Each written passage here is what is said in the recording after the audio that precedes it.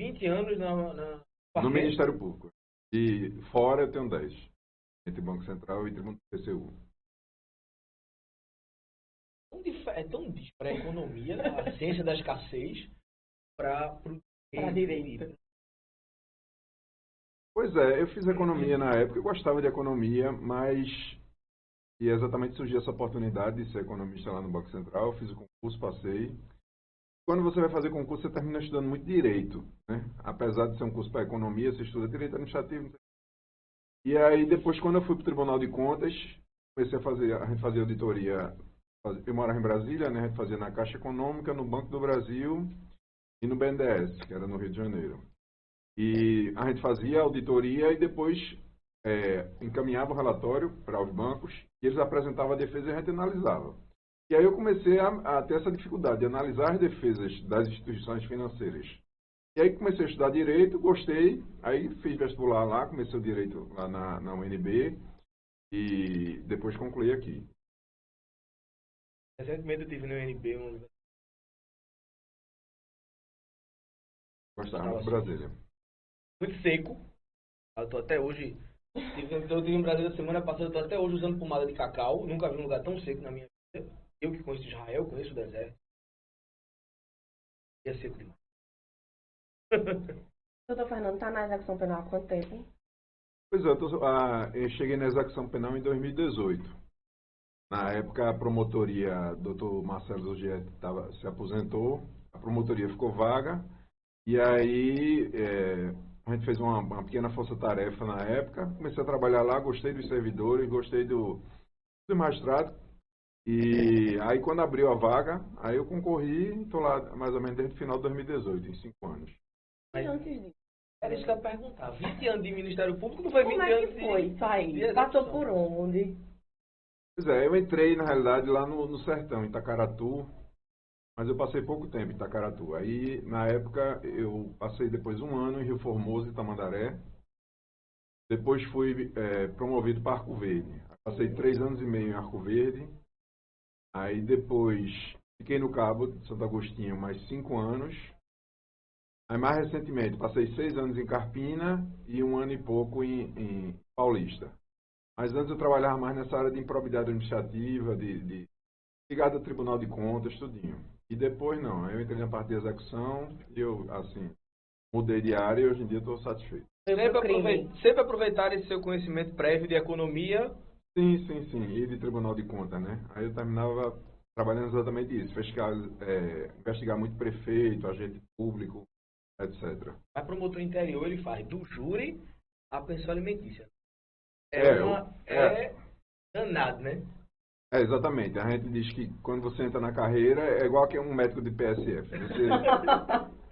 Você não é muito especialista, né? Você faz de tudo um pouco. E à medida que você vai indo na carreira para cidades maiores, com maior quantidade de promotores, aí você começa a trabalhar por temas. Mas, assim, é muito enriquecedor, eu acho, esse primeiro contato. Exatamente, com a população, que você tem um contato maior com a população, que à medida que você vai crescendo na carreira, cada vez vai ficando mais difícil. Não é que o acesso seja mais difícil, mas na cidade pequena as coisas são mais pessoais, vamos dizer assim. São bem diferentes. Exatamente. Você tem um contato maior com a população, que eu acho interessante. E é bom que você exatamente aprende como um todo, assim, a dificuldade daquela população e tenta atender dentro do possível naquela cidade menor. À medida que você vai para cidades maiores, é muito trabalho e aí você fica especializado numa coisa só. Você me diga uma coisa, esse contato mais próximo permite o promotor ele ter uma visão mais humana, mais próxima da realidade daquele ambiente. É melhor para o promotor.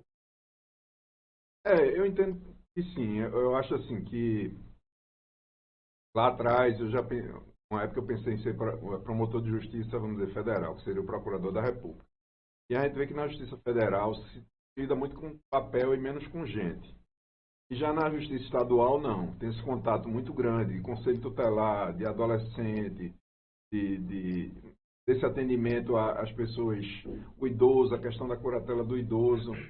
Então, o promotor ele termina sendo esse agente também de desenvolvimento social e tem esse contato, principalmente nas cidades menores, maior com a população. E eu sempre procurei, assim, dar palestras em escolas, participar de programas de rádio comunitária e eu acho bom esse contato. E eu acho que no interior, né, que a gente entra no interior, há ainda esse contato maior. As cidades são menores e há uma proximidade maior. As pessoas... É que nem o acesso, por exemplo, o acesso de uma pessoa de uma cidade pequena ao prefeito é muito maior numa cidade pequena do que em Recife. Então, assim, tudo é um contato mais imediato e você termina amadurecendo muito esse contato com a população. Isso é muito importante para exatamente isso, né? Transformar o Ministério Público bem num agente de desenvolvimento social. Não, e isso é importante em tudo. Na realidade, até no júri, os advogados no interior não gostam, né? Porque o promotor termina se envolvendo tanto nas coisas da cidade, tendo uma relação de confiança tão grande com a população, que eles até, o advogado que vem de fora, às vezes... Não é só no interior, não. Ô, doutor, não diga isso não. Não é só no A interior, coisa não. mais difícil do mundo é vencer. O promotor, quando ele olha pro jurado e diz, vocês me conhecem, é claro, tô ali todo mundo, eu é que sou alienígena na história, eu é que sou estranho. Exatamente. Pelo amor de Deus, não faço negócio Doutor desse Fernando, comigo, não. quase 5 anos, né, aí na capital, lotado na capital. O senhor atende parte hoje no Ministério Público? Tem esse costume, digamos assim? O que aconteceu? Houve uma mudança no perfil da execução penal aqui no Ministério Público de Pernambuco. E o que acontecia? Antigamente os processos eram de papel e havia, vamos dizer assim, um perfil era mais assistencialista no atendimento. E anteriormente a gente tinha uma dificuldade muito grande da Defensoria Pública no atendimento aos presos. Então terminava que os promotores mais antigos, Marcelo Gietti, doutor Marco Aurélio, eles faziam um atendimento também quase de Defensoria Pública. Eles tinham que ter os dois olhares. Hoje, felizmente, a Defensoria Pública está mais estruturada e termina que esse atendimento maior foi absorvido pela Defensoria Pública. A gente lá é aberto para atender tanto advogados como as partes, mas terminou que, como o sistema penitenciário se estruturou um pouco melhor, esse papel que o Ministério Público fazia, na realidade não era nem sua atribuição primeira, mas na realidade acontecia pela deficiência do resto do sistema. Sim. Como juízes também sempre atenderam muitas famílias dos presos, né? Mas assim, à medida que tudo foi ficando eletrônico, os processos foram andando mais rápido e essa atuação maior dos núcleos da Defensoria Pública, inclusive dentro das unidades prisionais, mudou um pouco esse perfil. A gente faz o atendimento, mas o atendimento hoje em dia não é volumoso, assim, não tem grandes atendimentos que a gente faz. Antes de vir para a execução, como era o seu contato com o processo criminal, com as unidades prisionais no interior? E a gente sabe que um dos papéis do promotor na execução é fiscalizar as unidades. Eu sei que o senhor vai realmente, o senhor chega lá, conversa com os diretores, conversa com o pessoal nas unidades, mas antes de vir para cá, o senhor fazia isso, tinha esse costume, já tinha essa vivência, tinha algum conhecimento do tipo no interior ou só foi mais quando veio para a capital? Boa pergunta. Na realidade é o seguinte, há uns 10 anos atrás, o Conselho Nacional do Ministério Público, ele começou da questão da crise do sistema penitenciário, começou a cobrar determinados relatórios de inspeção em unidades prisionais, cadeias. Então, acho que de uns 10 anos para trás, eu comecei a fazer esses relatórios na época que eu era promotor. Então, eu ia mensalmente, por exemplo, quando eu estava em Carpina. Cadeia de Carpina na cadeia de Lagoa do Carro, que é o termo. Mas assim, e tinha contato com os presos. Agora, são pequenas unidades, com 15, 20 presos. E era tudo mais fácil de resolver. Mas eu nunca tinha ido assim, num presídio, numa unidade grande, e que é muito mais complexa. Essas unidades do interior geralmente são poucos policiais militares, a própria família leva alimentação para o preso, quer dizer, uma coisa bem assistencial e não tem a mesma demanda e a mesma dinâmica de trabalho e de um presídio. Então eu não conhecia essa parte. Eu conhecia essa parte da pequena cadeia, daquele município, daquele termo. A cadeia pública mesmo. Como foi, doutor Fernando, quando o senhor entrou, assim, numa grande unidade prisional, num presídio, numa penitenciária de fato? Porque a diferença nem se compara. A cadeia pública é outro mundo. A gente já tinha informações. Eu tenho 3 primos, agentes penitenciários, que agora... Policiais penais. Policiais penais. Não chame eles de agentes penitenciários, não. Exatamente. Mas que à época eles entraram como ainda agente penitenciário. Uhum. E a gente sabe a gente sabia assim de como era o sistema, né? Porque a gente conversa com os promotores de justiça, a gente sabe da realidade. Então, eu tinha já uma noção do que eu ia enfrentar. Uhum. Mas realmente quando você entra lá, você tem um choque maior ainda, porque você conhece como é a estrutura, você começa a entender realmente de onde vêm as deficiências, e você vê a dificuldade realmente de você tentar solucionar essa questão como uma política pública, que é a dificuldade que o Brasil tem hoje. A diferença da política pública e a política prisional. A gente não tem política prisional. Nós não somos um Estado, pelo menos na minha visão, corrija se estiver errada, nós não temos um olhar muito voltado para as políticas prisionais. Nós temos pouquíssimas unidades. Aqui na região metropolitana, nós temos 2 unidades que têm, por exemplo, projetos de esportes dentro das unidades. No interior, então, a escassez é ainda maior. Oi, João. Os defeitos técnicos que a gente está solucionando enquanto a entrevista vai acontecendo. Aqui a gente troca o pneu enquanto o carro anda. É isso. Pode dizer.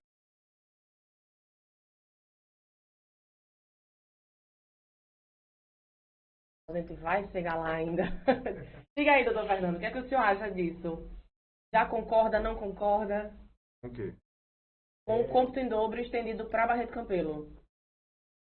Não, na realidade, assim, o Ministério Público, eu acho assim que hoje não há uma justificativa do ponto de vista fático para não acontecer. Mas a gente sabe que juridicamente não é possível. Mas a gente já teve reuniões recentemente com os representantes que deram entrada na Corte Interamericana, tanto Vilma quanto um advogado que me fala o nome da Justiça Global. Eles disseram que vão pedir a extensão dos efeitos da decisão para outras unidades. Então, e a gente concorda com isso. A gente acha que esse é um dos instrumentos de pressão, dos poucos instrumentos de pressão que a gente tem em relação ao Poder Executivo, de tentar melhorar as condições do sistema penitenciário. E eu acho assim, do ponto de vista fático, é justo. A gente sabe que teria que haver uma decisão judicial da Corte estendendo esse efeito. Doutor, me permita primeiro lhe aplaudir de pé. Pois é. Pela coragem De dizer e isso. por ser um promotor de justiça diante de um Ministério Público que a gente atua na área criminal, ativismo exacerbado. Fala isso dos no coleguinhas país dele. inteiro, no país inteiro, e a sensatez de entender que é preciso que isso aconteça, parabéns, mas vou fazer o papel de advogado do diabo, inclusive contra a minha própria classe. Deixa eu lhe perguntar uma coisa. A população, e agora vou fazer o papel de advogado do diabo valendo, a população já diz para todo mundo, o cara foi condenado a 30 anos, aí cumpre 5, aí vai não sei o que, tudo mais. Esses cômputos de pena em dobro, que eu também concordo, tá? Eu estou trazendo somente a pergunta polêmica, não gera na população um sentimento maior de indignação em relação a essa impunidade que dizem existir? Porque no meu entender, o Brasil não é o país da impunidade, é o país da punibilidade seletiva. É. O que é que o senhor acha? Isso está causando na população? Assim, o Ministério Público, a gente tem uma dupla visão assim, da política criminal. O problema sério que a gente tem hoje, grande no estado de Pernambuco, é que não há punição para os criminosos de Pernambuco. Ou seja, aquele criminoso que ele continua no mundo, ele é ligado a uma associação, a uma organização criminosa, ele formalmente está preso, mas a gente sabe que dentro do sistema penitenciário ele vai ser o chaveiro, ele vai mandar e ele comanda o crime lá de dentro. Então esse preso é o preso que o Ministério Público quer que fique incomunicável, preso que realmente tem que estar com sua liberdade privada. Ele não está preso, um escritório do crime.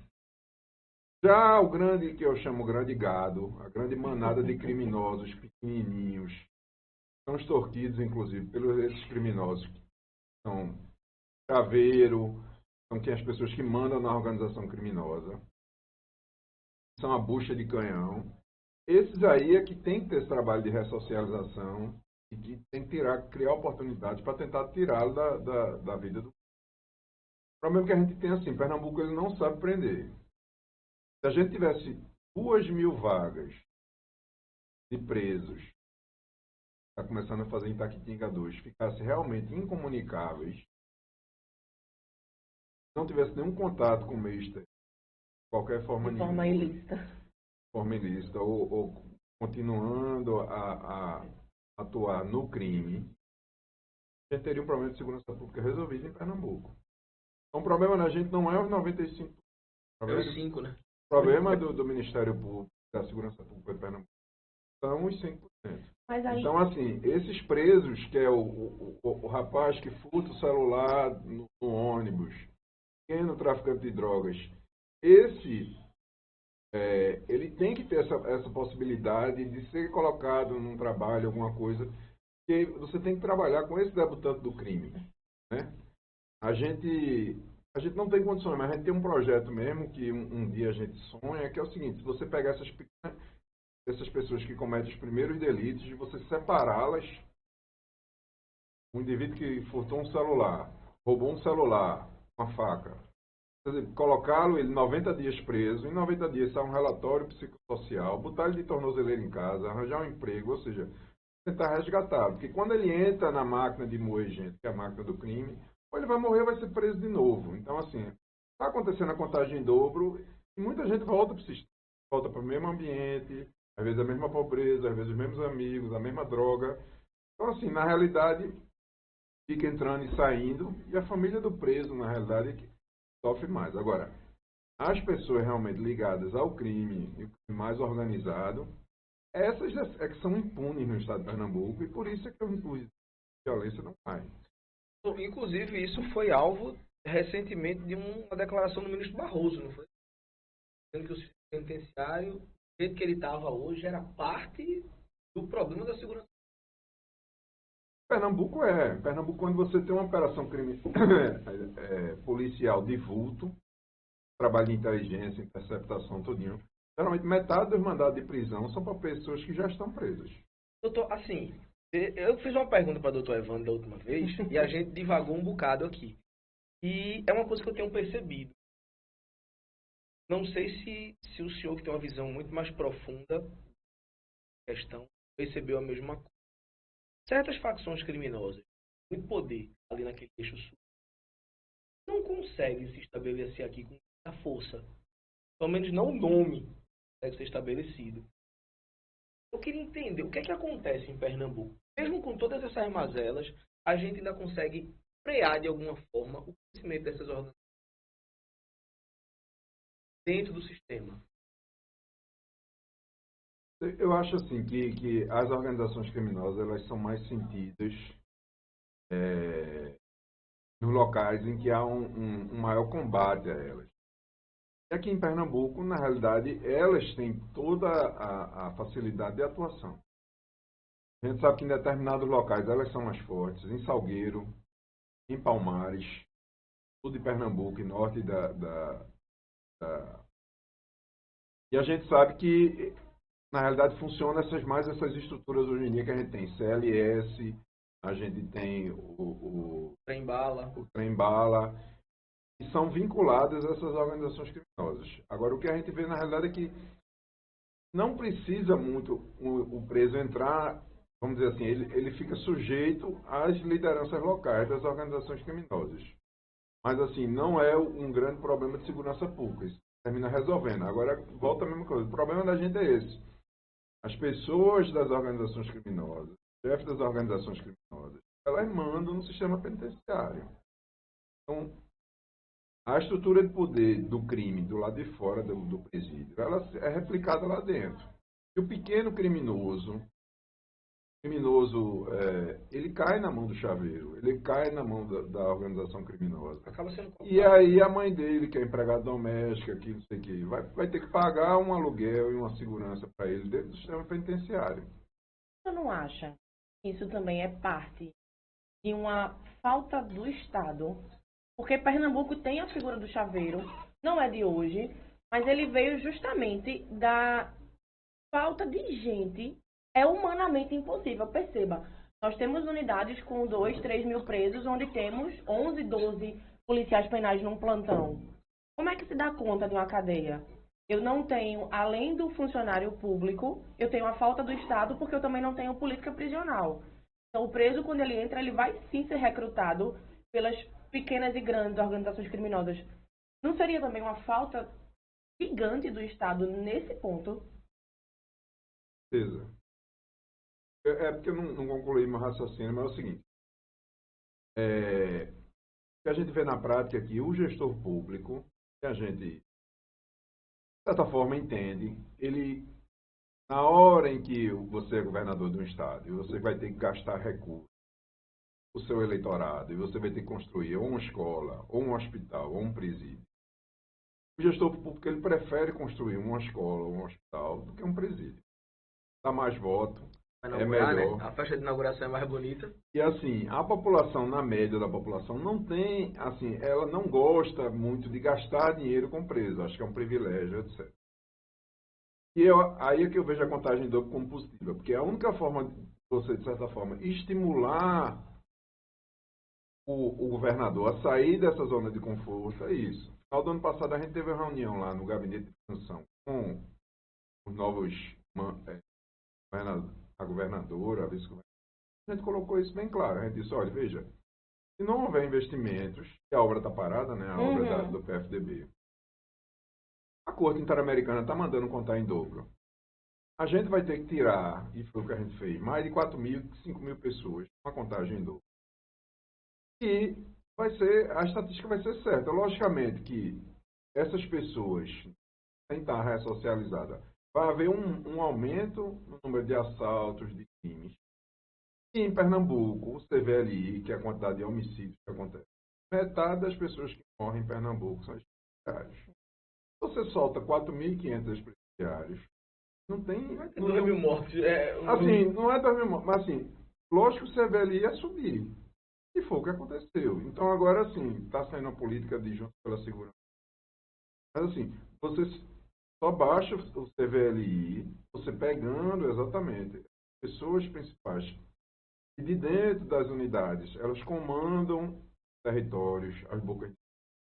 Você conseguir anular essa cadeia de comando para diminuir o CVLI. Ou seja, se você não gastar em segurança pública, se você não gastar no sistema penitenciário, você não tem melhora nos índices de criminalidade. E aí o governador, e isso preocupa o governador, é um assalto, uma facada a um turista no Recife Antigo, né?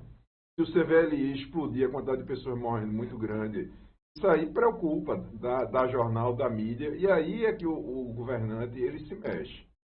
Então, assim, a decisão da Corte eu acho positiva nesse sentido, de ser um dos poucos instrumentos que estimula o governante a investir no sistema penitenciário, porque se não investir, a rotatividade, o turnover dentro do sistema penitenciário vai ser menor, vai ter mais, o aumento da criminalidade acontece. E aí respinga na mídia e aí desgasta a popularidade do governante. Me chama a atenção essa obra parada, porque antes do novo governo assumir, a atual vice-governadora, ela tinha um foco nessa obra que era assim impressionante. Como a gente está de fora, quem vê de fora vê de outra forma e não entende muita coisa, né? Mas depois que assumiram, meio que esqueceram dessa obra, dessa nova unidade do Complexo do Curado. Falando em Complexo do Curado, doutor Fernando, o senhor está lotado na segunda. Quais são as unidades prisionais que o senhor é responsável, que são de sua jurisdição, digamos assim? Hoje em dia eu estou em 2 promotorias. Aí eu estou na minha mesmo. E a segunda? Que é a segunda. Que é Palmares, Vitória de Santo Antão, a PAI, lá em Itamaracá, e as 2 unidades de Itaquitinga. E a outra promotoria está sem promotor. Eu estou com o Complexo do Curado e o Pastor, por enquanto. enquanto o outro colega não chega. O senhor pegou o boom do compra em dobro, do complexo, logo quando... Estamos fazendo. Já teve 7 mil presos, hoje em dia está uns 2.500. Lá no caso. Eu tenho uma coisa que me incomoda com esse computador, que é o seguinte: computar é 20. Então, assim, é meio que uma construção meio maluca a minha, mas veja só. O cidadão está lá preventivado há 3 meses. Não tem aquela obrigação de ser revista, a preventiva a cada 3 meses, etc e tal. Se você está preventivado a cada 3 meses, vamos contar que ele está preventivado a 6.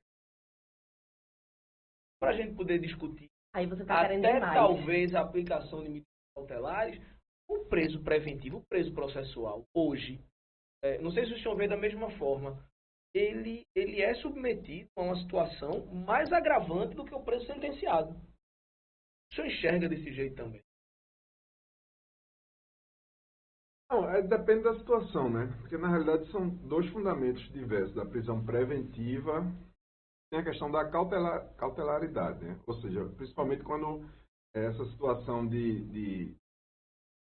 da periculosidade.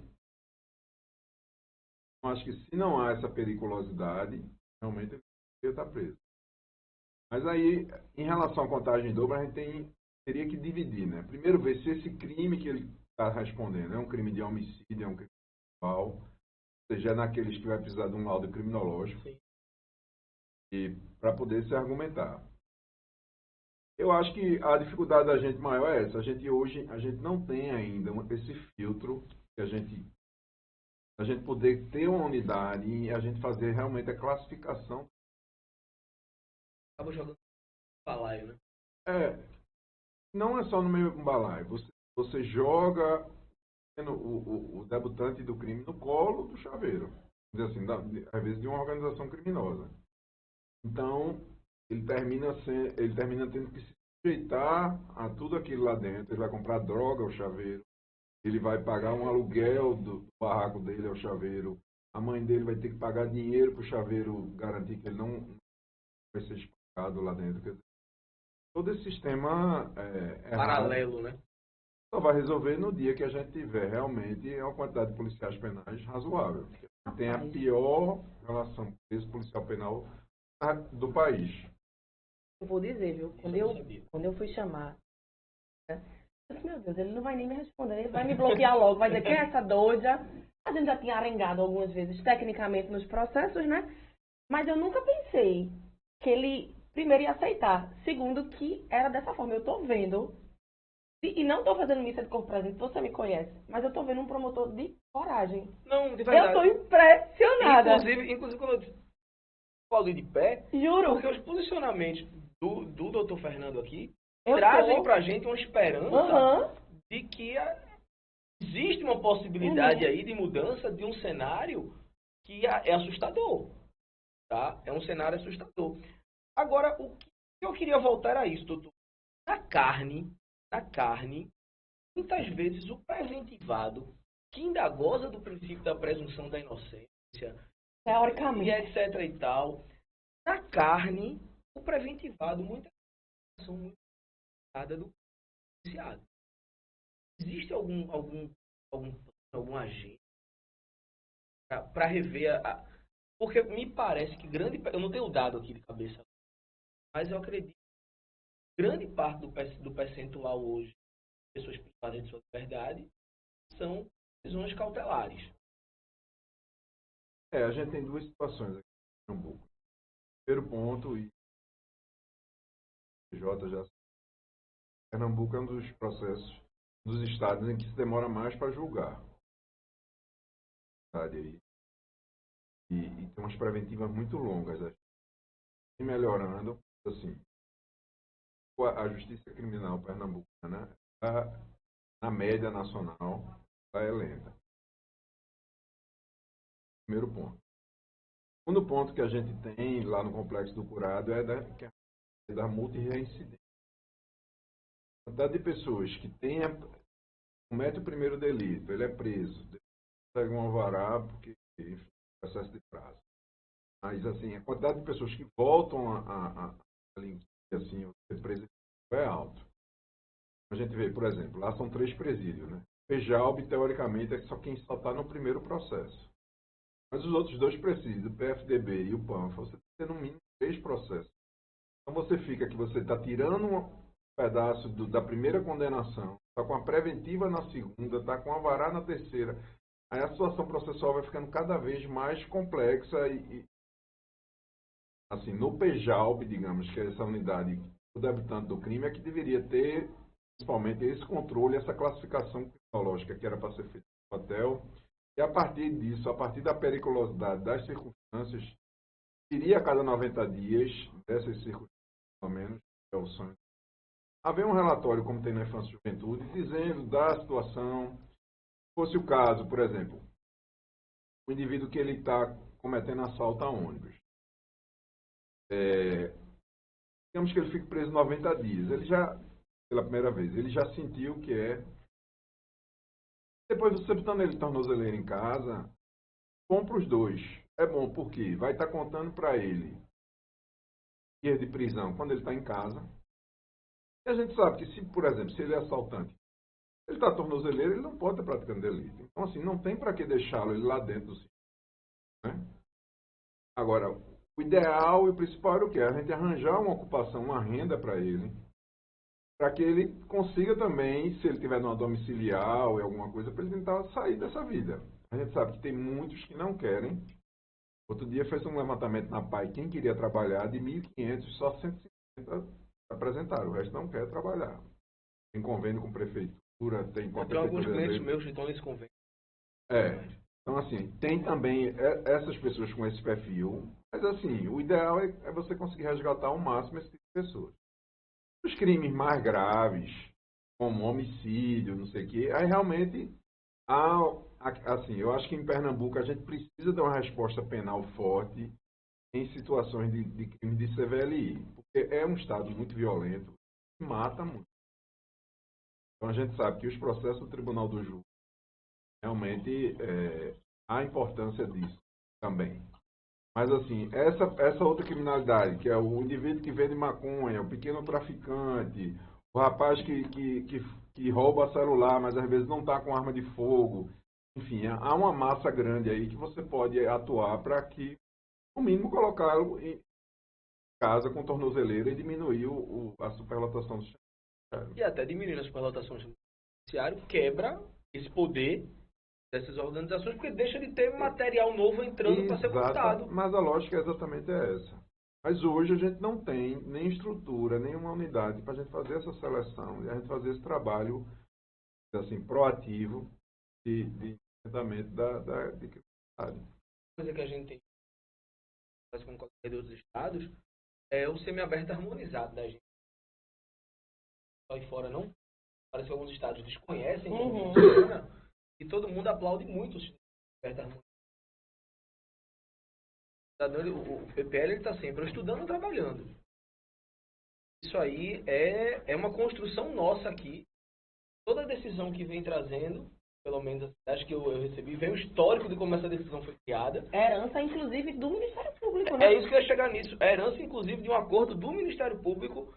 Como é que foi esse acordo, doutor, para a gente poder explicar aqui e não ter que trazer a sentença aqui? Não, faz parte. A gente tem esse problema, o sistema penitenciário brasileiro tem esse problema muito grande de criação de vagas. E aí o Supremo, desde lá atrás, diz que você deve procurar privilegiar a soltura antecipada ou o desencarceramento em determinadas circunstâncias. E a gente sempre teve um problema de segurança pública, assim, de logística muito grande, que é o seguinte: o indivíduo, quando ele está no semiaberto, ele tem um direito, assim, pelo menos na lei, de ele, durante o dia, trabalhar ou estudar e à noite se recolher. Só que o presídio da gente fica em Itamaracá. Então, e as pessoas trabalham em Recife. Só que você pegar um ônibus todo dia, de manhã em Itamaracá, ir para Recife, trabalhar, pegar um ônibus e voltar, já é complicado. Vamos sair essa questão de segurança, que seria os presos entrando e saindo o dia todo. Tem uma questão de revista, tudinho, de arma, drogas, etc. E tinha um terceiro problema, que é o problema de vingança. A gente sabe que muitos presos, às vezes, quando estão no semiaberto, havia muitos homicídios na entrada e saída da PAI de inimigos de gangues rivais. E aí se construiu essa situação de que, em vez de ele dormir na unidade, ele dormiria em casa, monitorado. E aí você tira, ele dorme em casa, você tira esse deslocamento grande. Porque, assim, é o que uma época até se pensou. Se, por exemplo, o semiaberto da gente fosse no Complexo do Curado, era mais fácil, porque um ônibus você ia, trabalhava aqui, digamos, no centro, um ônibus você voltava lá para o Curado, tudinho. Então, Maracatu é isso, tinha essa dificuldade. Então, se estabeleceu isso, e hoje em dia é um dos fatores que diminui a quantidade de presos lá. Né? Fora a antecipação de benefícios, acho que a gente tem uns 700 ou 800. Ou estudando, ou trabalhando, monitorado, dormindo em casa. Tem alguns. Gratificante. E sempre que a gente com um colega de fadas, É. como é que funciona isso aqui? Apesar de que Paraíba nem aberto não tem, né? Estados Unidos. Assim, Quando fica como se fosse progride, domiciliar. isso, ele já vai para casa monitorado. Eu acho mais interessante Eu para a acho. ressocialização. Isso. Com certeza. Porque jogar o cara para casa, você não É tá, dizer, se vira. se vira. Você não está dizendo pro cara, ó, você vai ter que trabalhar, você vai ter que estudar, você vai ter que fazer alguma coisa. Casa, fica em casa, faz o que quiser. Não é tão interessante Exatamente. assim.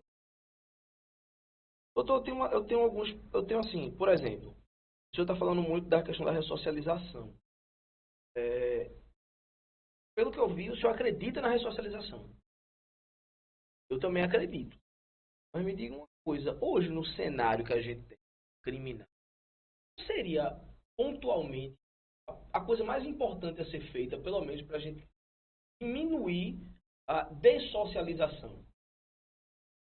E a dessocialização é isso que o senhor está dizendo. Eu gostei muito do termo debutante do crime. Tá? É essa pessoa que está começando a entender. Seria realmente a gente separar esses 5%, colocar o restante para trabalhar, ou tem alguma coisa que a sociedade podia fazer para ajudar? Como sociedade civil organizada. Na prática, a gente vê assim, que existem dois tipos de criminosos. Existe aquele criminoso que ele tem um fato específico na vida dele. Então, por exemplo, um homicida. Às vezes só tem aquele crime. Não é uma coisa difícil de socializar. Às vezes, determinados crimes sexuais também não tem dificuldade. A dificuldade maior são dessas pessoas, realmente, que elas... O crime vira o meio de vida dela. Seja roubando ou furtando para, por exemplo, consumir drogas, ou entrando na estrutura do tráfico de drogas. E aí, a única forma realmente de você conseguir isso é, assim, principal e onde funciona é isso. É você, primeiro, é a questão da família. O preso ele só sai do crime se a família o acolhê-lo. E aí a gente tem essa dificuldade aqui em Pernambuco, de experiências como a PAC lá em Minas Gerais. Também a questão, ou a questão da religiosidade, quer dizer, são os dois elementos para esse tipo de criminoso, que é o criminoso, que a gente sabe, aquela situação, ele é adolescente, ele já deixa ir para o colégio, começa enfim, sai da turma, às vezes na adolescência já entra naquele ambiente, compra um revólver ele começa a entrar naquela vida, não quer trabalhar, enfim, ou tem uma boca de fumo. E para você tirar esse indivíduo, assim, você criar um sistema de benefícios que ele realmente veja que vale a pena, porque na realidade esse tipo de criminoso, que é uma quantidade muito grande, que é muito difícil de recuperar, que é essa bucha, ele ou vai viver preso ou vai morrer. Assim, ele não consegue, às vezes, ficar mais velho. E é uma dificuldade, porque realmente ele tem que estar integrado dentro da família, geralmente. E tem que ter um meio de sobrevivência para ele poder realmente sair disso. E sair porque assim, você tem que sair das suas amizades, das suas práticas. Se você sai do presídio, vai andar com os mesmos amigos que você andava, eles que também vinculados, direto ou indiretamente, e você vai voltar a consumir droga, você vai voltar para aquele mesmo ambiente, e a tendência é que você daqui a pouco... Retorno para a cidade. Doutor, o senhor falou de uma coisa que eu acho muito interessante. Falou da questão da religiosidade. Entender um pouco. Isso sempre me seduziu muito interessante. Assim, eu acho assim, eu acho que não é um fator imprescindível. E não deve ser forçada a religiosidade. Mas a gente vê que realmente a religiosidade também exerce um papel importante. É mais uma forma de controle social. A gente, quando a gente bota em harmonizado, a gente autoriza também, muitas vezes eles pedem para ir para a igreja, para ir para o culto, para a igreja todo dia. E assim, é ideal, porque ele está todo dia lá, naquele ambiente da igreja. Ou seja, você fica naquele ambiente, recebendo toda aquela energia boa, lidando com pessoas, tratando de coisas, às vezes ajudando. Então ajuda também. E querem desenvolver essa religiosidade dele. E a gente tem essa dificuldade dentro do sistema, né? A gente tem algumas igrejas atuantes que a gente não, e a gente vem, um outro promotor colega meu está fazendo esse trabalho de tentar também aumentar essas outras religiões, inclusive algumas de matriz africana, para ajudar nesse processo Quem está muito de presente é a associação. Assembleia de Deus. Tem a Assembleia. Universal. Exatamente. Mas assim, às vezes o lugar de culto, às vezes ele não é compartilhado. Outro dia, Dr. Maxwell, um promotor, vale até a pena você um dia conversarem com ele. Ele foi em uma unidade que tinha 1.000 presos e só 3 declarados de matriz africana, quando estatisticamente ele sabe que é sei lá quanto. Enfim, quanto mais religião, melhor, né? No sentido de que a religião sempre tem essa mensagem da culpa, do pecado, É um do freio, né? arrependimento, e sempre traz mensagens boas. Então termina que ele. E assim, quem nunca abandona o preso geralmente é a mãe. Muitas vezes a mãe também é religiosa. Uhum. Então, assim, ajuda até esse tipo de ambiente, né?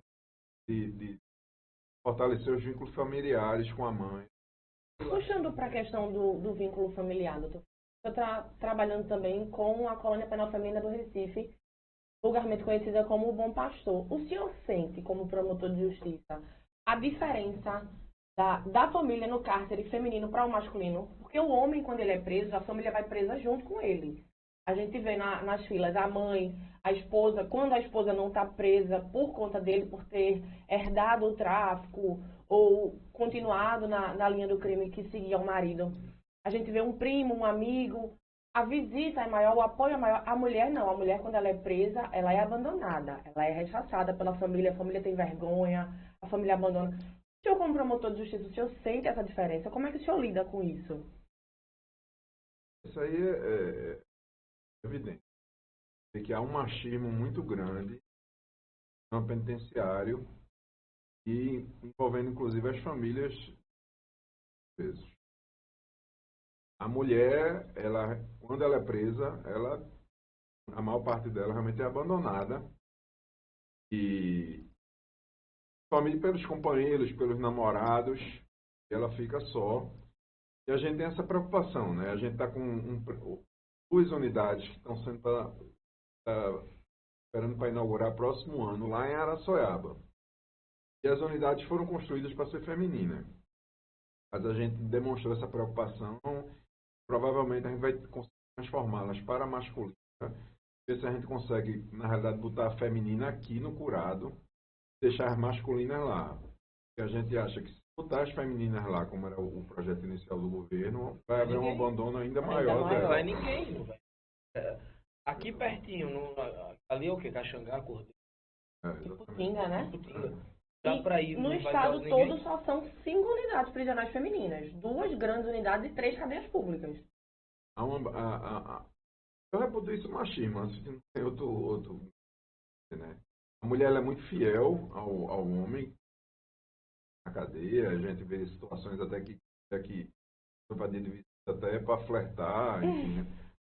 Não é o normal, mas acontece, né? E o inverso é assim, o homem é muito fácil abandonar a mulher, se ela estiver presa, trocar de companheira, enfim.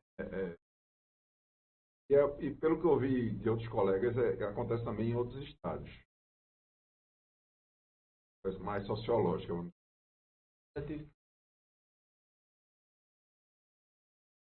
Com a outra na É, fila e foi uma confusão. também. Isso acontece. Eu prefiro me abster desse ponto. Eu tô voltando ao presídio feminino. Cárcere feminino é uma coisa que também tem atenção. Tem aquela questão. Eu, recém-formado na ordem, eu fui parágio, mano. O choro daquelas mulheres ainda hoje, 7 anos. Existe parte do Ministério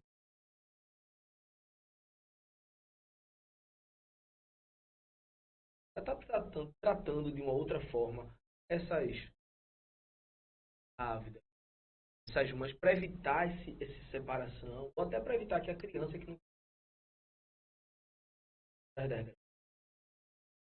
Hoje em dia a gente adota, o Supremo ele achou várias decisões, e depois, quando o Estatuto da várias hipóteses. Faço a visita lá, mas é muito difícil ter gestantes, crianças até 6 meses lá presa. Agora, no Bom Pastor são presos provisórios, a minha dificuldade é essa. Quem faz mais esse trabalho lá na Central é a doutora Orleide, e ela tem esse olhar, assim, e não é problema, assim, você consegue. O problema, às vezes, tem algumas de volta mesmo, de multireincidência. Elas são colocadas em prisão a do PIN. E aí ela volta a traficar dentro de casa. Aí, na segunda vez, aí tem essa dificuldade, porque ela quer ficar em casa, ela já estava domiciliar, já foi presa em flagrante, vendendo droga dentro de casa. Ela transforma a casa numa boca de fumo. Aí é o home office do crime, né? Dá uma chance, exatamente. E a mulher, ela trafica muito em casa, né? Então, assim, cria essa dificuldade grande, essa dificuldade. Mas, assim, quando é um delito só, não é problema. O problema é o que a gente tem lá no Bom Pastor, é que a gente sabe, são de algumas operações, que as mulheres caem muito mais em operação, né? E, às vezes, as prisões preventivas são muito alongadas. Magistrados, até já conhecidos, que as preventivas deles duram demais. Mas só que aí a gente da execução penal, a gente não tem muito o que fazer. A gente até conversa com os colegas lá, mas o tribunal às vezes também não solta, mas às vezes você chega lá, tem pessoas que estão presas 2, 3 anos numa operação. Às vezes sai a sentença, a pessoa tirou quase. Não é porque artigo 35 a pena não é tão alta. Enfim, mas é uma questão mais, aí vamos dizer, do processo de conhecimento. Da ação. Isso. Eu tenho situações que chegou para mim, audiência tem na pena máxima. Não precisa nem, eu não quero nem poder fazer um contraditório. Condene agora na pena máxima, um pouco para execução, porque lá a gente consegue um semiaberto, alguma coisa parecida, porque já cumpriu mais da metade da pena máxima, só de preventivo. Mas assim, para o Ministério Público, a mulher não é um problema. A criminalidade e execução penal, assim.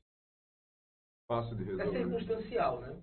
Então, assim, nosso problema não são as mulheres. Né? É uma nossa grande agenda e a gente sabe que a mulher, na realidade, ela entra no crime por causa geralmente, do companheiro. Né? Do companheiro. Então, assim, vamos dizer, tem nenhum do sistema federal, não tem mais de um. Algumas das suas visões, como é a sua relação com os presos quando você entra para fazer as inspeções nas unidades prisionais? Já teve alguma situação assim peculiar? Na realidade, assim, eu quando entro, eu gosto de conversar com eles, mas a gente tem uma dificuldade, porque eu vou ver mais se a alimentação tá boa, se a medicação tá boa, e vou no castigo, né, para ver há quanto tempo estão lá, se tem PAD, essas coisas. Mas termina na prática que eles só querem falar de processo, né? Aí fica todo mundo querendo só seu caso concreto. E às vezes tem uns casos engraçados que eu chego assim, até o pessoal não castiga, eu saio, e aí, tem alguém inocente aqui? Outro dia mesmo tinha um lá, tô inocente, eu disse, o que foi? Não, porque o rapaz alugou meu celular para ficar fazendo golpe de OLX, não pagou, e aí eu briguei com ele e tô aqui agora, inocente. Aí eu digo, realmente, mas você sabe que não pode. Não, eu sei, mas todo mundo tem, eu digo, sim, tudo bem. Assim, eu tô inocente com o celular aqui. Porque o outro é que não tinha pago a ele, né? Mas assim, a gente conversa, a gente tem essa dificuldade grande que a gente sente, é isso, né? Primeiro, como tem a quantidade de policiais penais é muito pequena, termina que a maior parte das violações dos direitos, às vezes, é cometido pelo chaveiro, pelo ela não é nem pelo policial penal. Então, é difícil, a gente não tem instrumentos para punir isso.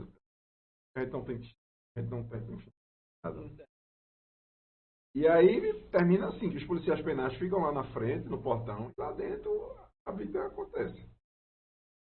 Você não tem muito como, assim, dar essa situação. Chaveiro terceiriza o poder. Uhum. Não, também, assim, quem já viu o filme Carandiru, leu o livro, vale a pena, assim, você já sabe que cadeia já é um lugar que é um organismo próprio que funciona. Pernambuco, como é o pior do país, todas essas situações, e que você sabe de mais coisas ainda. Agora, qual é o problema do promotor de justiça? É porque para a gente conseguir atuar, a gente precisa de provas, a gente precisa de elementos, a gente precisa de depoimentos. Quem vai A falar? gente sabe de tudo que acontece. Eu vou me lembrar de Mas tudo nada- isso, viu, doutor Fernando? mas No próximo PAD. Eu vou me lembrar de tudo isso, tá gravado. Não, assim, mas você não sabe, assim, as dinâmicas. Vai falar, ninguém tá ali pra dizer, foi isso, foi aquilo. Prova. É difícil. Aí, enfim, você sabe que as coisas acontecem. Aí você fala, recomenda, diz não sei o quê. Mas é muito exatamente pela falta de estudo.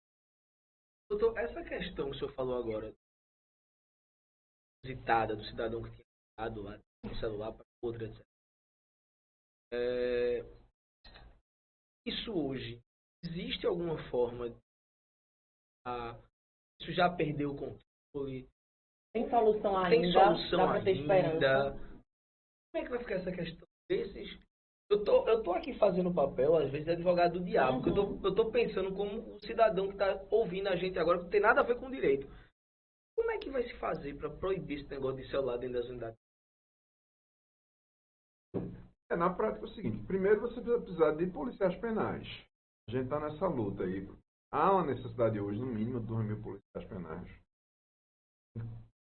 Fazendo toda a pressão no agora Alô, Raquel? 380.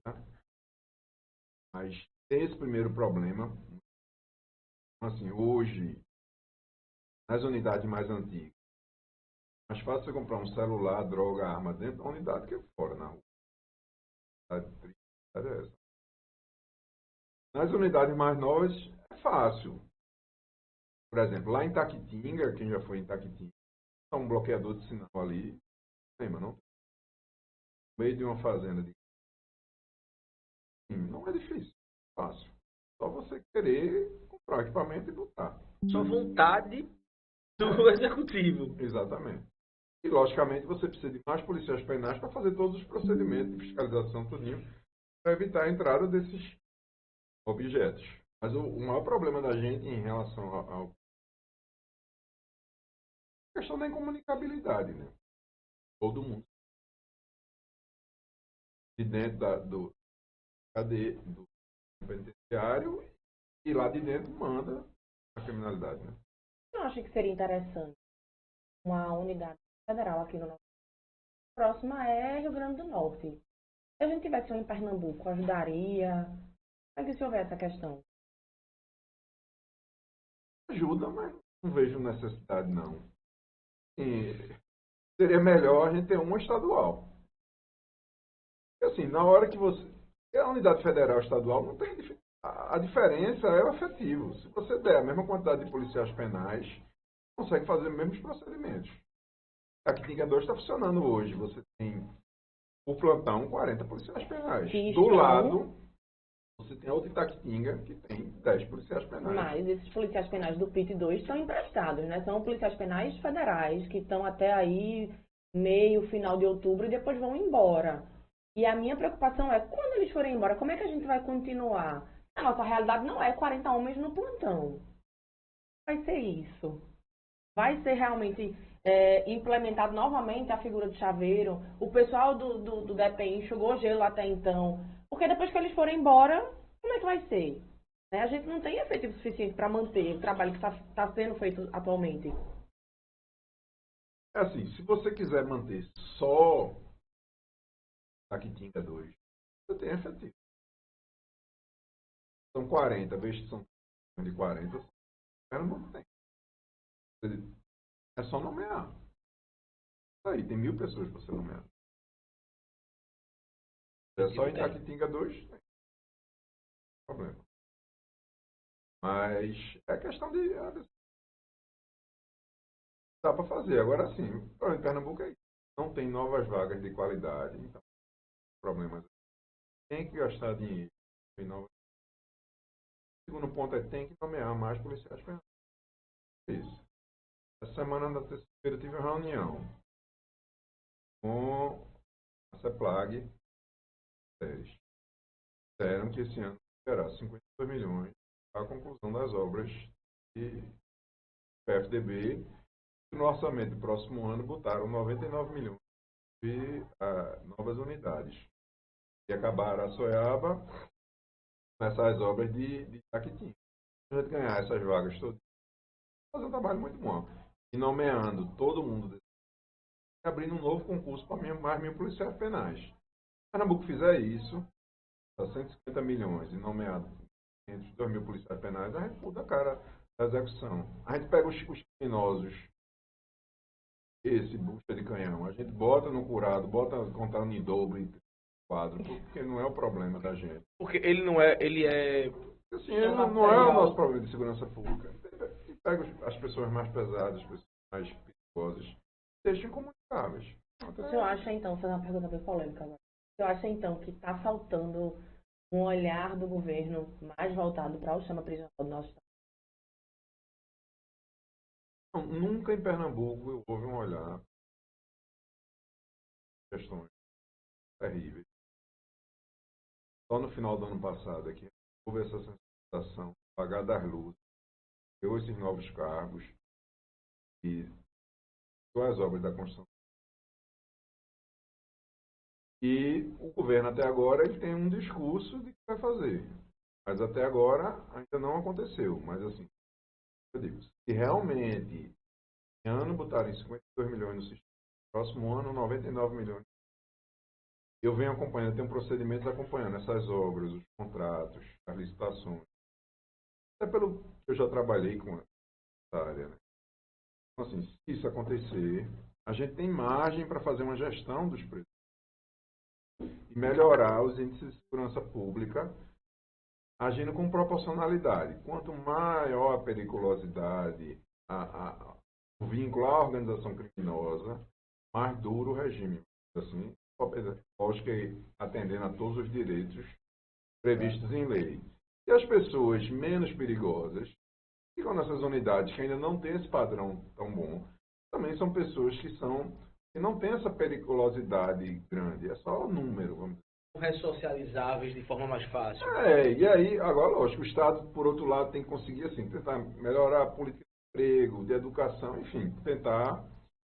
E eu acho que o Estado deveria tentar induzir essa questão das APACs, para ver se aumenta a participação da família dos presos nesse processo de ressocialização. Porque sem a mãe dele, sem a avó que cria ele, sem a irmã, ou seja, essas pessoas, para dar conselho tudinho, termina que ele às vezes volta para o mesmo ambiente e termina indo nos mesmos erros. Não, doutor. Estou vendo que ele é Mas uma pessoa bem mais humana. Não, eu tenho uma Não, visão... eu tô. Não, é a visão técnica. Eu tenho a visão do doutor Fernando, quando ele negava os pareceres da minha execução, eu tenho a visão do doutor Fernando de um outro jeito. Essa peste desse promotor. Eu tô vendo um cabo aqui na minha frente Super humano. que tem um pensamento muito parecido com o pensamento que eu tenho.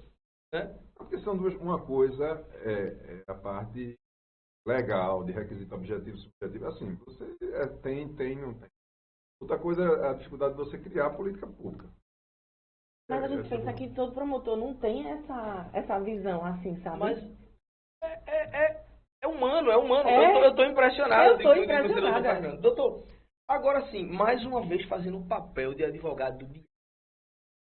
É porque eu tô pensando feito o cidadão médio, o homem médio, que eu odeio essa expressão, que tá vendo a gente agora. Tem emprego. Não fiz nada.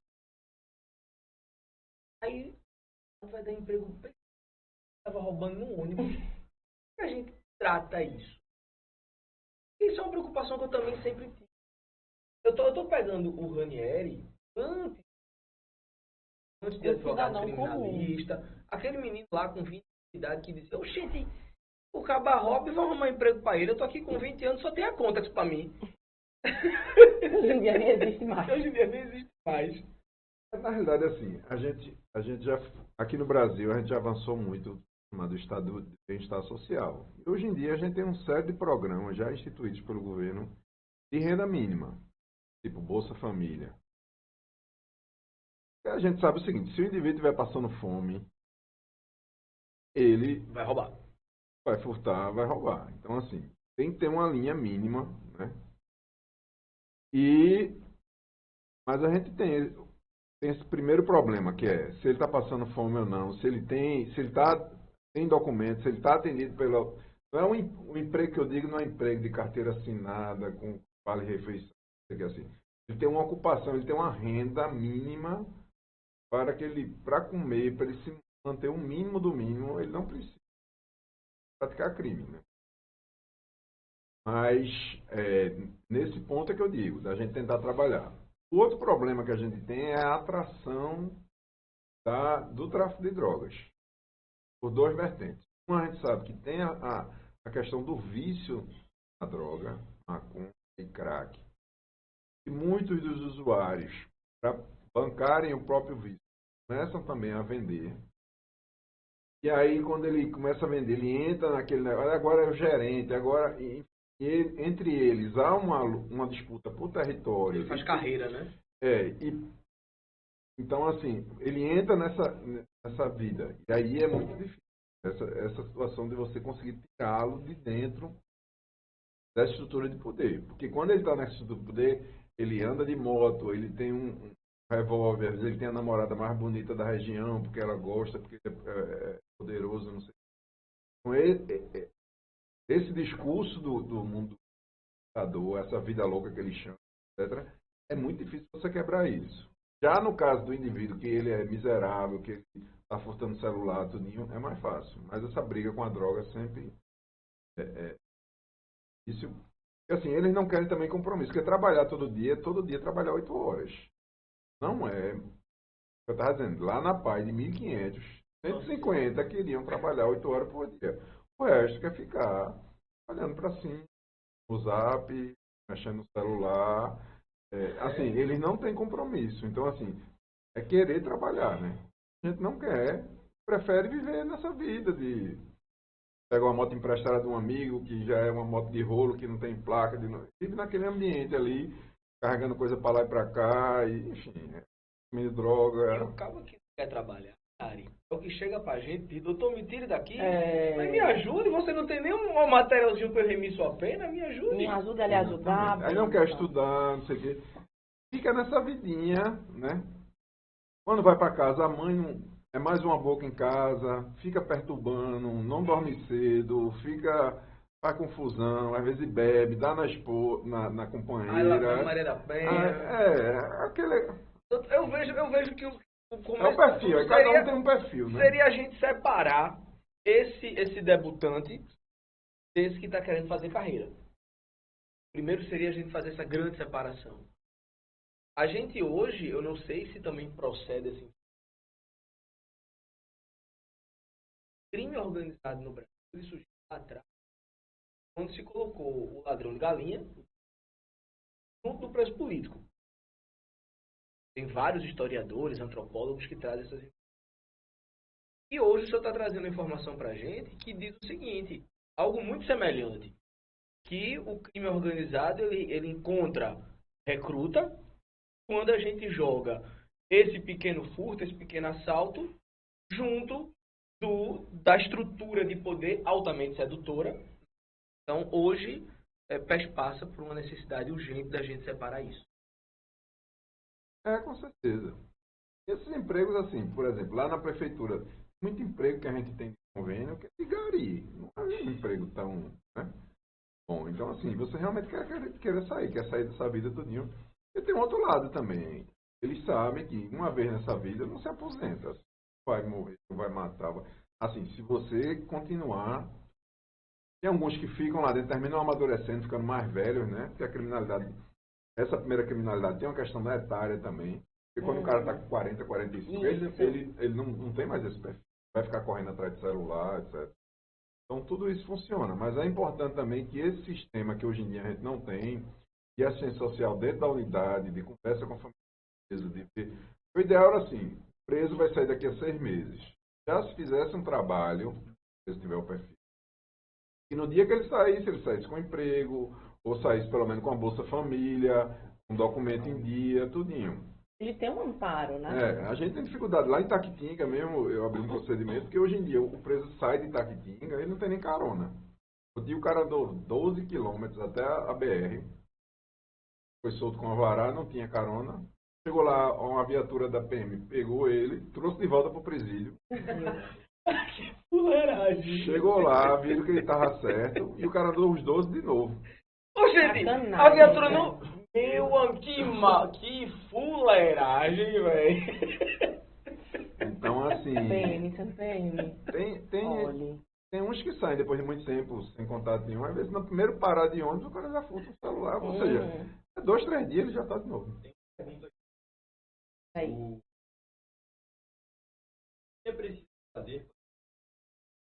Estudar. Ah, meu filho.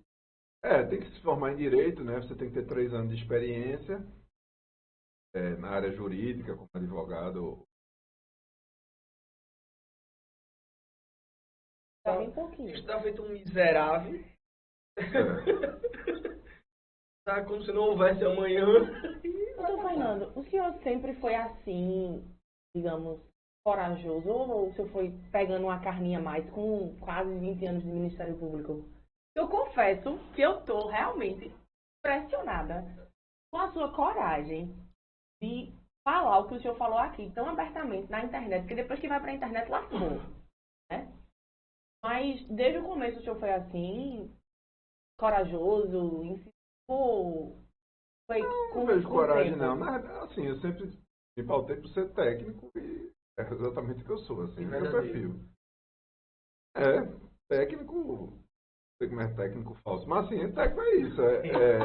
Sei. Eu vou pegar uma sentença para Vamos ali ver o negócio. Não, assim, agora lógico que, assim, 5 anos de... Eu estou aprendendo a execução ainda, mas a gente vai vendo as coisas, vai entendendo como é que vai funcionar. Todo mundo que trabalha com execução sofre. É o penal, mais da metade dos policiais penais tomam algum remédio, misa. É difícil. A gente sabe que essa situação do chaveiro não é fácil. Ele tem um problema com o chaveiro. Não, mas eu estou dizendo assim, aí eu vou dizer o outro lado. O chaveiro, geralmente, quando ele é solto, ele muitas vezes é assassinado. Ele cria tantas brigas, quer dizer, ele tem um beijo da morte. Ele é chaveiro, ele às vezes é representante. Se ele termina que, às vezes, quando ele sai, ele não dura muito, porque cria as inimizades lá dentro deles. Então, assim, é um sistema que não é bom para ninguém, não tem para ninguém. Até quem tem essa falsa ilusão de que lá está bem, às vezes quando sai também está ruim. Quer dizer, é um sistema que não ajuda ninguém, né? E por isso que a gente inventa isso. E repito, a gente tem o pior do Brasil. Pernambuco é o pior sistema do Brasil. Então, assim, ninguém está satisfeito. Doutor, o senhor trouxe uma coisa que tem me preocupado bastante. Tenho amigos policiais, eu tenho na polícia. Eu trouxe aqui um negócio sobre a polícia penal também. A gente tem uma tropa hoje doente. Então, quando eu estou trazendo tropa, eu estou trazendo do guarda municipal ao policial federal. A gente tem uma tropa hoje de segurança pública. Eles estão sempre, ou estão fazendo uso de alguma substância. A quantidade de suicídio entre policiais é absurda. Também impacta nas políticas. Também faz parte pela preocupação do Ministério Público. Sim, adoece todo mundo. Eu não vivo o dia a dia do chefe judiciário. Uma vez por semana. Assim, quando você volta para casa, você sente aquilo. Quem vive aquilo, aquela realidade. Não é bom para ninguém, assim. O cárcere já não é uma experiência boa. É muito pesado. Muita injustiça. Tem muita coisa. realmente tem esse problema. E falta também esse olhar, assim, da assistência, um olhar do preso, do policial penal, da pessoa que trabalha ali. Tudo isso é importante para você humanizar as relações. Tem muito policial penal, tem muito policial deprimido, no caso de suicídio, exatamente por isso. Né? As repúblicas, quando ela não funciona, ela termina afetando a todo mundo. Deixa eu lhe fazer agora um humano. Coloque nesse seu olhar. Está me impressionando. Eu E conheço outro também, Fernando agora. Quando a gente também tem que enxugar gelo, mostrando o óbvio, argumentando o óbvio, pela 30ª vez no processo, mostrando isso aqui é um porcelana. A gente começa a argumentar o óbvio. Também existe, do lado de cá, eu posso lhe afirmar, uma advocacia do também tomando remédio, fazendo os discursos. A gente também tem uma advocacia que sofre muito com toda essa situação. E conhecer o senhor desse outro lado agora está sendo para mim uma esperança de deixar o alprazolam, de deixar... Falar isso que ele vai acreditar. Não, mas eu vejo aqui uma possibilidade de deixar o alprazolam, de deixar o remédio para ansiedade, porque eu estou vendo um futuro para esse diálogo entre a advocacia e a MP. Não, eu tô meramente realmente... nos autos, a gente não vê esse discurso. E hoje eu estou vendo que doutor Fernando, né? Fernando é alguém que eu posso chegar e dizer, doutor, senta aqui comigo. Fica aqui. Vamos conversar. Vamos bater um papo. Cara, isso é incrível. Talvez os advogados não tenham consciência desse podcast que a gente está fazendo, que está no começo, do que a gente está fazendo. Né? Hoje eu estou começando a ver uma possibilidade da gente simplesmente dizer. Por isso que eu disse que eu pensava de fato que ele não ia aceitar, porque a gente já teve embates técnicos, foi muito educado. É o que eu sempre disse. Nari, o que, é que você acha do promotor fulano tal? Ó, é educado, mas é um pé no saco. Mas eu tô vendo outra pessoa, porque a gente já teve embates técnicos jurídicos de ir a nível de secretaria. Eu disse, meu irmão, que cara insuportável. Não, eu tô vendo. Mas eu tô vendo outra pessoa. Eu tô vendo na minha frente um cara incrível. E não é missa de corpo presente. É um cara incrível. Eu tô vendo que agora a gente pode chegar de fato e dizer, doutor, vem cá. O que o senhor acha aqui? Eu tô vendo uma outra pessoa na minha frente. Sim. Isso eu acho que é importante, né? É sempre o diálogo. A gente sempre dialoga. Lá no Ministério Público. Magistrado, exatamente para a gente tentar melhorar a política pública. Bota o lado de cá também. Encaixa a gente. Era isso que eu ia dizer. Encaixa a gente. Doutor. Porque a gente também sofre, doutor. A gente sofre muito. Agora é uma desabafo. A gente sofre muito argumentando o óbvio. A gente sofre demais. O lado da gente também tá junto com o policial de mão dada tomando um antidepressivo. A gente também tá dentro desse sistema penitenciário. Eu volto num presídio, eu quero tomar um banho, deitar e dormir. Volto esgotado, eu não fiz nada lá. Parlatório e voltei. Eu imagino o senhor que vai andar ali, pô. É outra energia aqui. Então assim, bote a gente também na sua visão, pelo amor de Deus. Bote a gente. Mas lá as portas estão sempre abertas. Podem ficar à vontade lá. O senhor já teve, o senhor entra no pavilhão, na cela dos presídios, o senhor tem uma parte que eu só vou até aqui. Eu entro, só que assim, eu tenho um prazo para fazer uma vistoria, né? Eu vou de cela em cela. Às vezes eu vou por amostragem, peço para tirar todo mundo da cela, converso. Mas eu não entro na cela porque às vezes, assim, lá, principalmente do Purado, né? Era tanta gente ali que você ficava complicado, né? E você termina que você não resolve muita coisa. Você vai vendo lá as situações, vai vendo...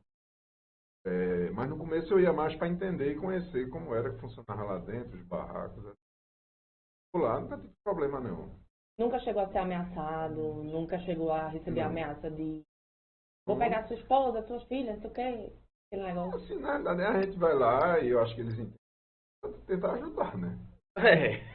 Fazer o relatório para dizer, apontar todas as falhas e tentar ver se melhorar. Eu vou no castigo para você portaria. E a gente não vai para punir, né? Nos últimos 5 Na anos não prática. teve nenhuma rebelião aqui em Pernambuco. Não, eu acho que ele não pegou, não. Não, não tem. Esse outro lado, assim, que é um lado até que o governo. O que é isso? De um lado, eles diminuíram muito o CVLI. Assim, termina que é como se fosse um acordão, né?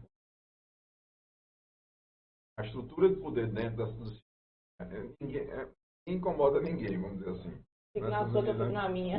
É. Então, assim, lá dentro, os inimigos não se matam, que foi um dos problemas também dessa questão da contagem em dobro. É que a gente sabe que tem uns pactos de não agressão dentro do sistema. Eles fazem com os policiais penais, diz assim, ó, tu tem tuas brigas de sangue na rua. Aqui dentro, respeito. Vai lá, quando sai... Aí é com vocês. Não, aí é outro lado. Mas existe, a gente sabe que existe pacto de não agressão dentro do sistema. Então termina que funciona isso, né? Não teve rebelião, mas assim, é o que eu estou dizendo. Tem muita coisa que as pessoas mais poderosas do que querem acontece lá dentro. Então, assim, não tem rebelião, porque também tudo que eles querem, não é tudo. Assim, muita coisa que eles querem, eles conseguem, né? Não tem liberdade, mas tem aquele ambiente de promíscuo. Eu vi o Nordeste, o Norte, né? Parte Norte do Paraíba, pegando fogo. E aqui de boa. Eu vi o Sudeste pegando fogo há uns anos atrás, à mesma época. Teto de canibalismo disseram que houve no Norte. E aqui a gente passou Tranquilo. uma marolinha. Eu não sei se eu estava já nessa opção no nesse futuro, tempo. se endurecer realmente, que o dia celular, tudo isso, talvez tenha alguma coisa na rua. Mas hoje em dia, sim, é permitido. Assim, na prática acontece, né? Droga lá dentro, celular, então termina que é um acordo velado. Uhum. E aí, João, mais alguma pergunta?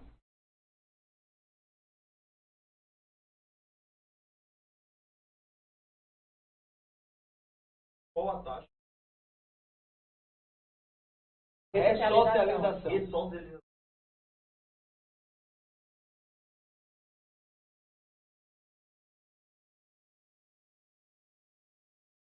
Eu não sei, é baixa a Um pouquinho. socialização. Aqui a gente tem essa possibilidade. Ele começa no regime fechado e dentro da unidade ele pode estudar numa escola pública. Infelizmente tem poucos aqueles empregos dentro do sistema. Mas quando ele vai para o semiaberto tem essa possibilidade dele ou arranjar um emprego ou ele estudar, grau técnico, etc. E aí a gente dá essa possibilidade boa para ele ficar de tornozeleira em casa, em vez de ficar preso, e ficar indo para trabalhar. À noite, faculdade de dia. Exatamente. Aí, assim, na realidade, o problema é o seguinte, o indivíduo é que tem que arranjar emprego, então a família dele tem que bancar o curso. Mas, se ele tiver essa possibilidade, existe essa... Isso é muito bom, né? Porque às vezes ele tem uma pena alta e o semiaberto dele também não é tão...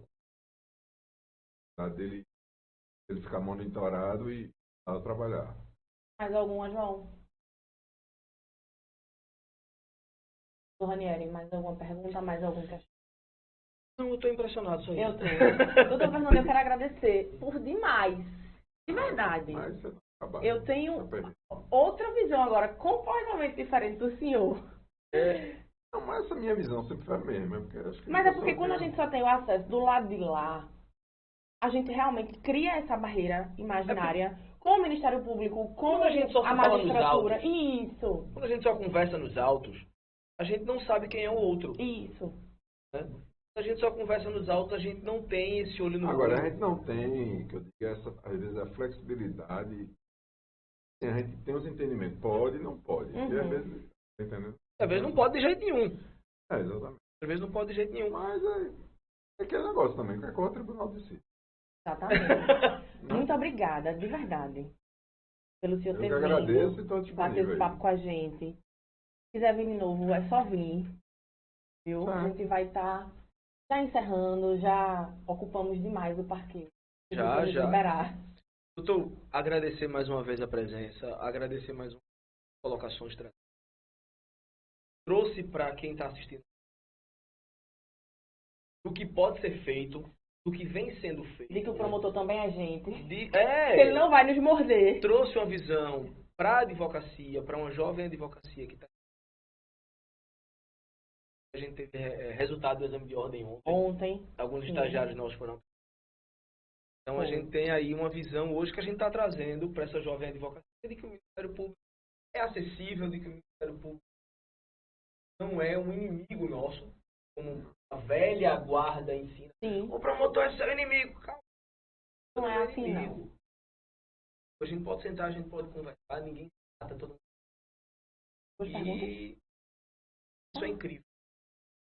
Muito obrigado pela presença. À vontade. Volte. É alguém que sempre que a gente tiver alguma coisa.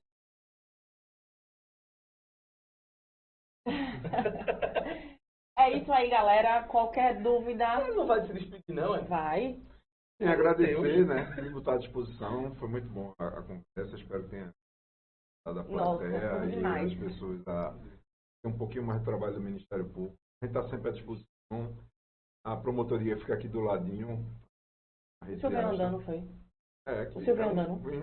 Eu fiquei pensando nisso. Será que ele vai vir andando? É aqui do lado. É um quarteirão aqui. Vamos lá.